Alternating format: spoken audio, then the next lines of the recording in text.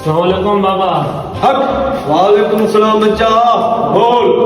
बाबा हमारे घर में बहुत बड़े जिनायत है, मेरी टांगे तोड़ दी उन लोगों ने। कोई बात नहीं बच्चा, कोई बात नहीं, जिन निकाल लूंगा। बाबा वो कोई आम जिन नहीं है, बहुत बड़े बड़े जिन है वो। कोई बात नहीं, कहाँ पे आए? बाबा वो अर्जली मेरे साथ जो खाली घर पड़ा वहाँ पर है। पिट्टी आजा। जी बाबा। आजा। जी बाबा। इसके साथ चल। जी। जिन निकाल के फौरन आजा। मैं उधर जाता हूँ जी, ये केड़ी गल है? जा बच्चा पिट्टी। बाबा अब जाता है लो भाई। यार जा, पिट्टी का काम है, बहुत अच्छा मैं है। टेंशन न करती, मैं रखन था।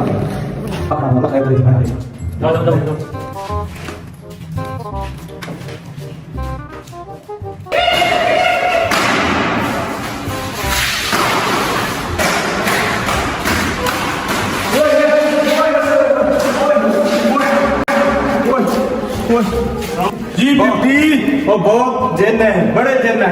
आओ आप आओ। ये क्या मसला है? आप बाबा तुसी आओ, देखना सारा एक मिनट के अंदर अंदर मैं निकाल के दिखाता हूँ आपके।